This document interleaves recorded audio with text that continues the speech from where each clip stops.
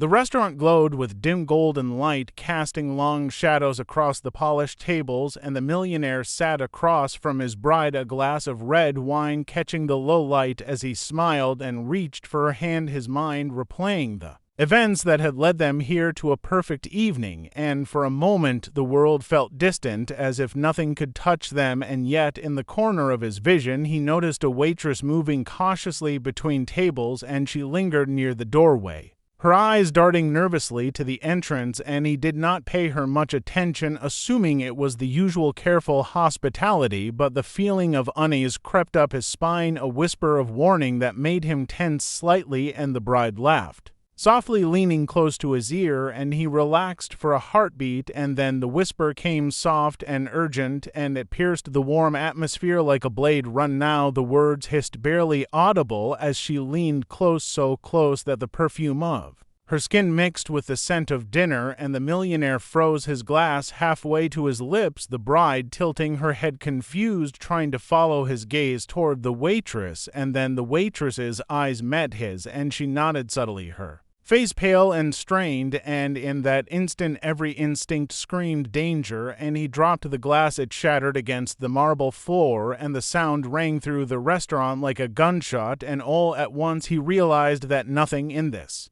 evening had been ordinary, and the atmosphere of calm was gone, replaced with an invisible tension that gripped the air around them, and he could feel the weight of it pressing in from all sides as if the walls themselves were closing in. He leaned close to his bride, his voice low, trembling slightly as he said, "We need to go now," and the bride looked at him, startled, her eyes wide, and she whispered that he was overreacting, that nothing could possibly be wrong, and yet her words sounded hollow, because even she could feel the strange current of urgency that rippled through the room, and he could see the other diners glancing up, wondering what had happened, and he realized that the restaurant had gone silent, everyone frozen in place there. Meals untouched, their conversations halted mid-word, and the waitress moved back slightly as if trying to shield them from some unseen threat, and he felt a chill run down his spine, and then a loud crash came from the kitchen, a pan clattering to the floor, and the sound echoed through the emptying silence, and he felt the hairs on his arms stand up, because the whisper had not been a joke, it had been a warning of imminent danger, and there was no time to question. The bride grabbed his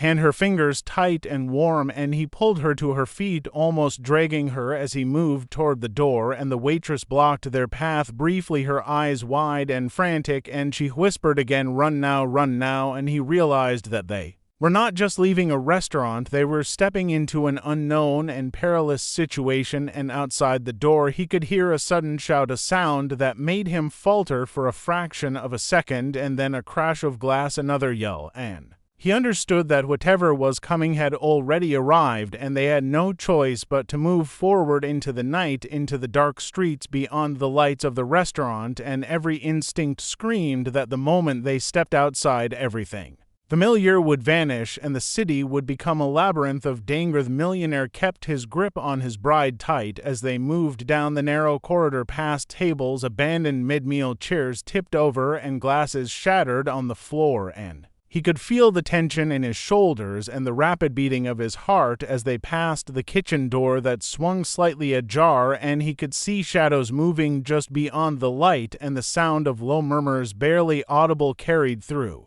the open doorway, and he wondered whether they were waiting for them or whether it was only the sound of chaos spilling from the rear of the restaurant, and the waitress had vanished from view as suddenly as she had appeared, and he felt a pang of gratitude and fear that she had warned them, but also terror that she could not be there to help anymore, and every step forward made him acutely aware of the danger waiting just beyond each corner. He pushed through the front door into the night air, which was thick with the scent of rain on concrete, and he could see the streetlights casting long halos in the mist, and the sound of distant traffic was muted, almost as if the world itself had gone quiet to watch what was about to happen. And the bride clung to him, whispering his name, and he reassured her even as a cold feeling settled into his gut, because he had no idea what awaited them beyond the safe confines of the restaurant, and every instinct told him that they had crossed A threshold from ordinary life into something far more dangerous, and the first movement caught his eye, a dark figure moving across the street just at the edge of the light, and he froze, unable to tell whether it was friend or foe, and the hairs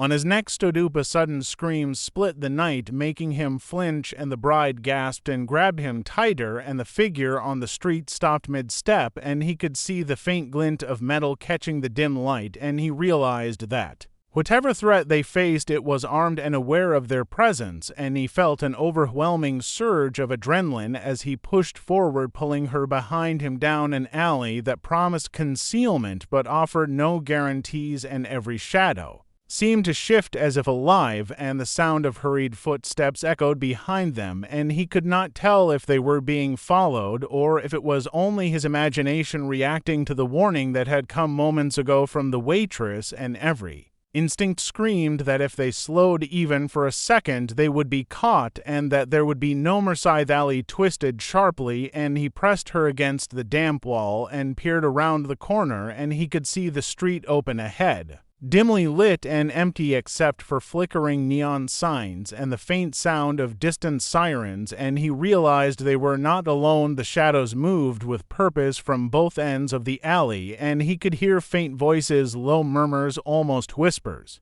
And then a sudden metallic clang from behind made him whirl around, and the bride gasped, and he grabbed her, pulling her behind a dumpster, and he realized that the danger was closing in from all sides, and there was nowhere to run, and the whisper, "Run now," echoed in his mind, and he knew that it had been the only warning they had, and that everything depended on whether they could act quickly and decisively, or whether the night would swallow them. Halethi crouched low, their breaths shallow and visible in the cool night air, and he tried to calculate their next move, every option fraught with danger and uncertainty, and then movement at the far end of the alley drew his attention, and a figure stepped into the dim light, a silhouette, tall and unyielding, and he could see the glint of something metallic in the hand that hung loosely at the side, and he realized that this was no ordinary assailant, but someone trained and deliberate, and the whisper, "Run now," came back to him like a prophecy, and he knew that any hesitation could be fatal, and yet the street beyond offered a chance at escape if only they could make it across to the other side without being seen, and every second stretched into an eternity as he weighed the impossible odds. Bride leaned close, her whisper urgent and trembling, asking what they would do, and he felt the weight of responsibility settle heavily on his shoulders, and he knew that their survival depended on a single split second of courage and timing, and the figure ahead shifted slightly, catching a sliver of reflected light from a nearby window, and he realized that the moment to move had arrived, and he gripped her hand tighter than ever before and prepared to dash across the open space, knowing that the slightest misstep could end everything, and the city seemed to hold its breath with them, and the shadows waited patiently as if aware of the peril that hung over the two of them. A sudden noise from above made him duck his head, and a flicker of movement caught his eye, a shadow moving along the rooftops, and he felt his heart hammer as he realized that their danger was not just in front of them, but above and behind, and the whisper, "Run now," reverberated in his mind, as if the waitress had known the full extent of the threat, and that they had only seconds to act before it consumed them entirely, and the alley seemed to stretch endlessly before them, every corner a potential trap, and every shadow a threat waiting